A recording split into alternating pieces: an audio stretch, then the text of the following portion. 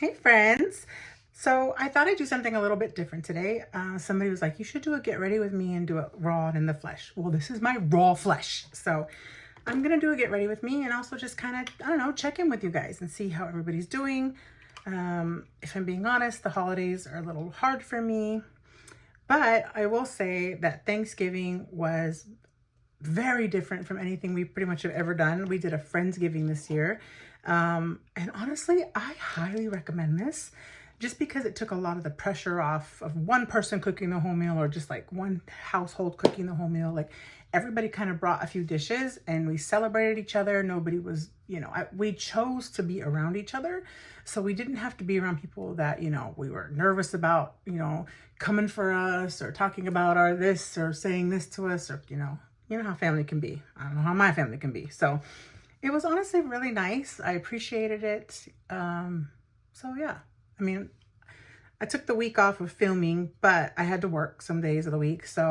But we ended up just doing that little Friendsgiving. It was honestly nice. And now Christmas is coming up next week. So I thought, you know what? Let me just throw on a little cute holiday look and then we'll talk about mental health and beauty. So yeah, like I was saying earlier, if I'm being honest, the holidays are still a little hard for me.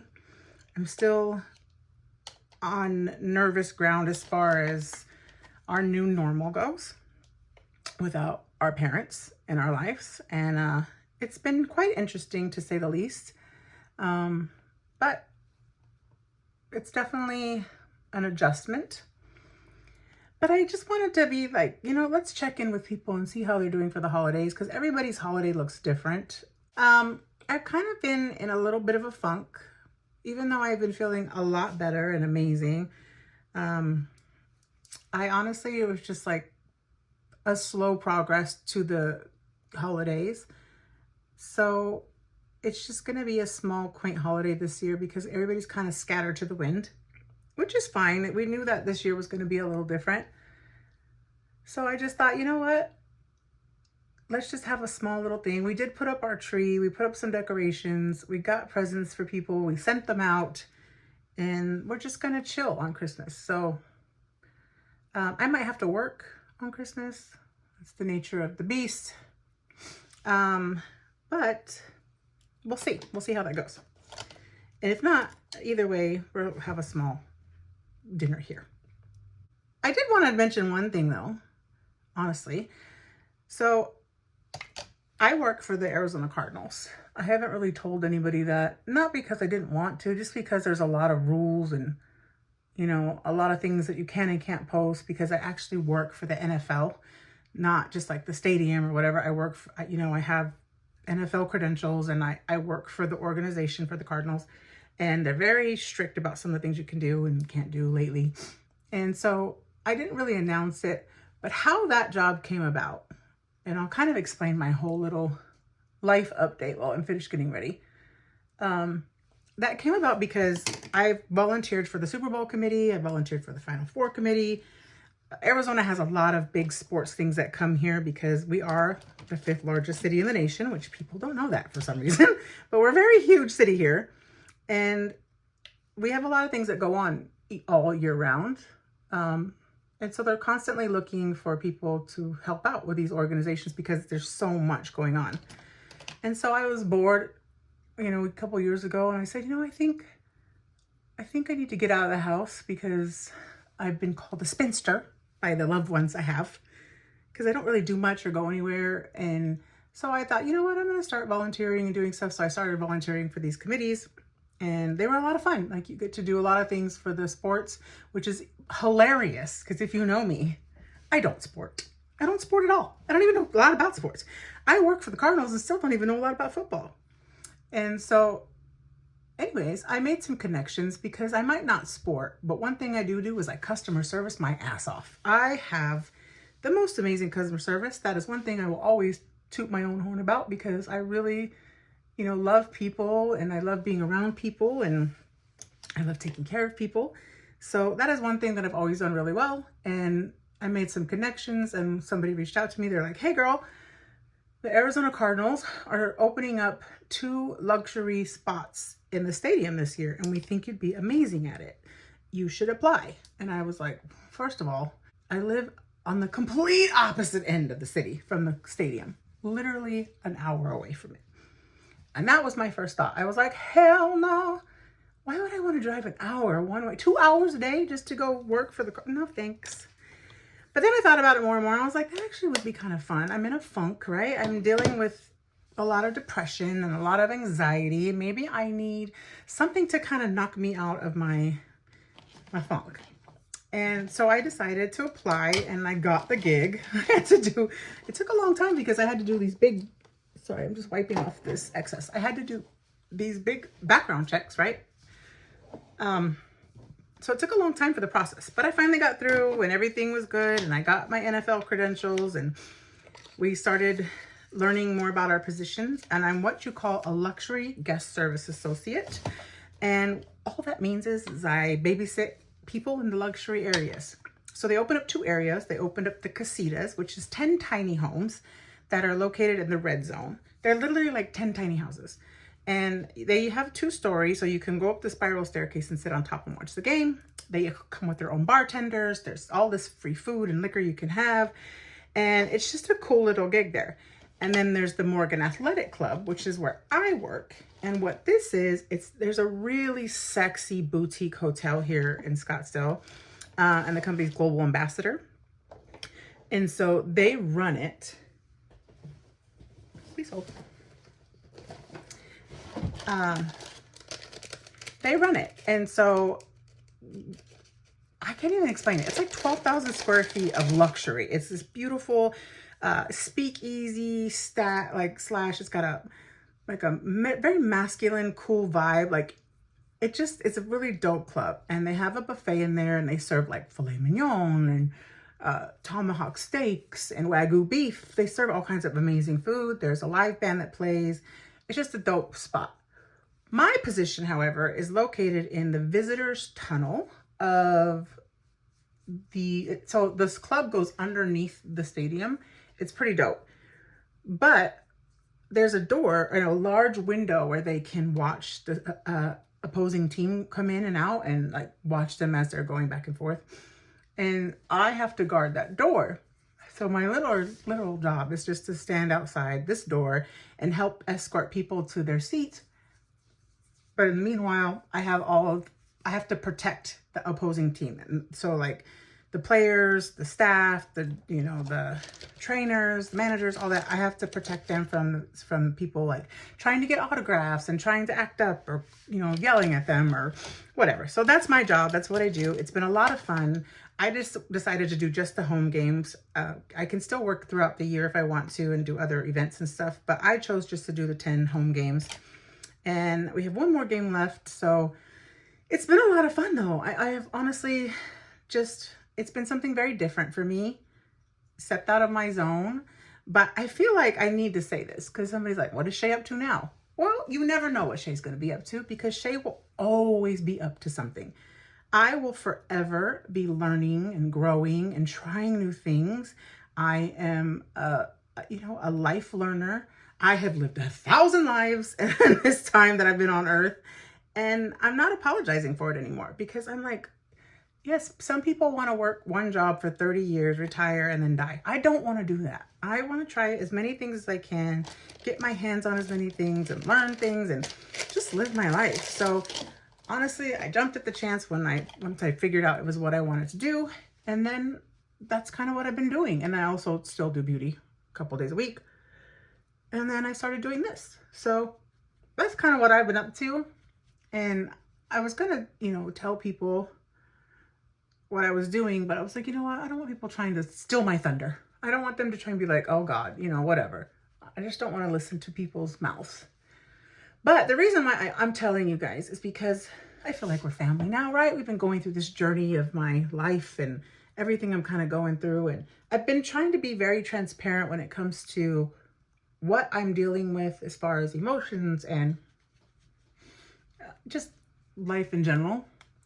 And a year ago, I couldn't get out of bed. A year ago, I was crying every day, like Waterworks McGee. I swear I could not go one day without crying my eyes out and just being sad and angry and all of the things, to a couple weeks ago, I got called into the admin office at the stadium. And honestly, I thought they were, I don't even know why I would have thought they were letting me go. But I was nervous because it was like, out of 3,000 people, I got called in and I was like, oh shit, what'd I do? Well, what happened was I won an award. I won an award for, it's called the High Flyer. And basically it's an award they give to part-time employees for going above and beyond and being just a very big part of your team. And, you know, it's basically just an award for being a great employee. And the reason why I was shocked, but also like kind of laughing, was because if you would have been there a year ago to know that I couldn't even get out of bed, like it hurt to shower, it hurt to go to the bathroom. I was devastated about everything in life, to fast forward, you know, a year and I'm winning awards and doing great things for people. And I felt like that was important to say, because if there's anybody out there who's like me, who's struggling to figure out who they are in life or what they want to do or what they want to be, or struggling after grief and trauma, I just want you to know that there is hope and there is light at the end of the rainbow. Because I mean this from my soul.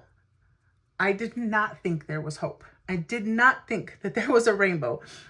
And I did not even want to breathe anymore. Like, I just was so distraught. I was hurting in so many ways.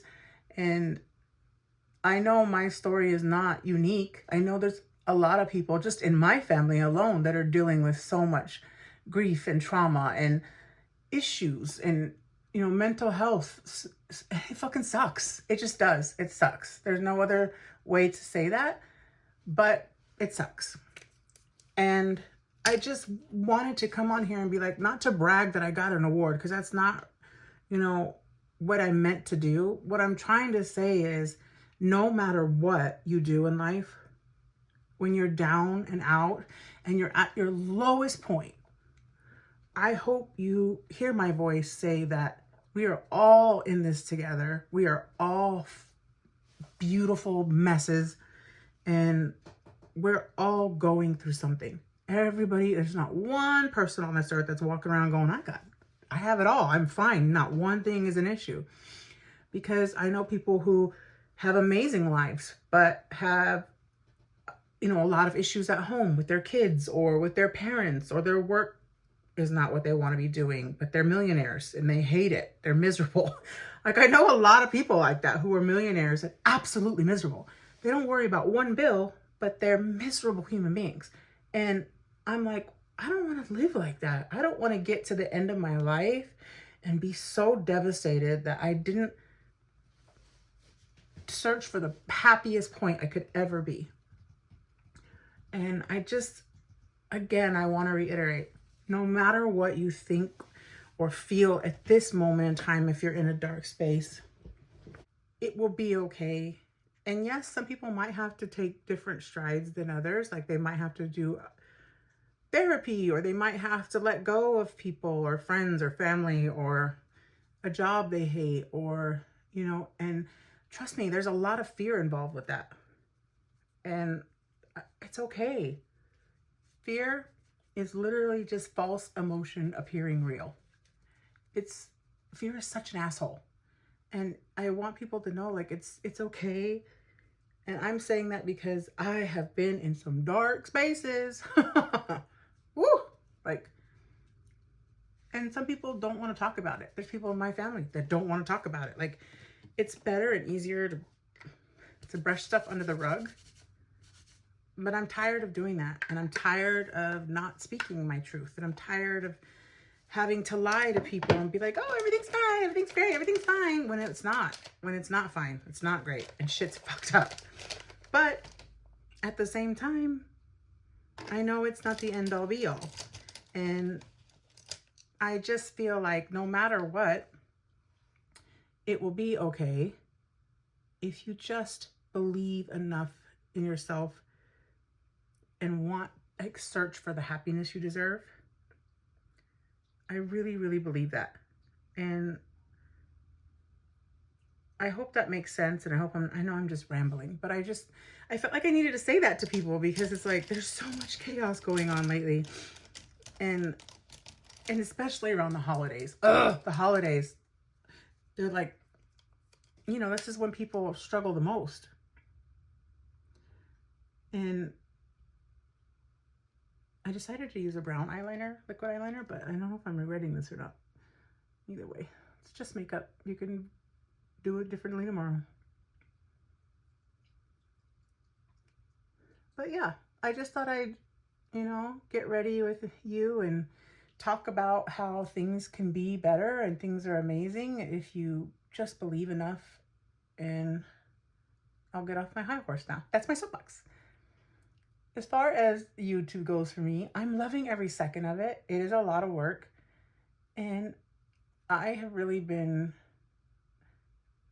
like evaluating lately, past couple days. And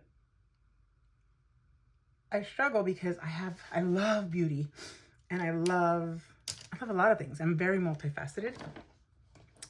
But I really want to sing again. A lot of people don't know this about me, but I did perform. I performed all the time when I was younger. I performed all around the valley here in Arizona. I performed with other people here. I performed at the House of Blues in LA. I performed at the Hard Rock in LA. I did a lot of festivals back then. But I missed a lot of, my child's things. And I would have him in the studio with me at night after work and have him doing homework while I'm recording and stuff. So I'm not doing this perfect. I'm just trying to get it on. But music used to live in my soul. Like there was nothing else that mattered to me more than music. Obviously my family, but it was just a thing that I went through. So I was like, why did I stop hearing music? And it really was because of trauma and, issues and things that were going on in my life. And I was letting sadness and hurt win. And I thought, you know what? Not no more. Not anymore for my people who are going to correct my grammar. I decided I'm going to sing again. So the funny fact is I don't do YouTube for money, clearly, because, I'm just starting out and it's just not about that. If I do music though, you can't really make any money off covers, doing covers, because it's somebody else's music. But it is a way to get exposure and it is a way to lead to other things. So I'm teetering between, do I just focus on music or do I focus on beauty and music? Either way, they're both great. They're both something I want to do. And this is my life at the end of the day. I got to choose what is fun for me.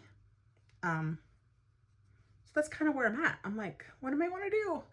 My heart is leading me to music. I just want to do like one song a week, a cover song, whatever, Music Mondays or what, and make it fun and just sing and give my gift to the world, whether they want it or not. And just, I don't know, have fun. I think that's kind of where I'm at. I think that's what I want to do. So to be continued. I don't know. I'll let you know more about that in the next coming weeks. Either way, I'm still doing one video a week for makeup. And we'll see where it goes. We'll see where the road takes me.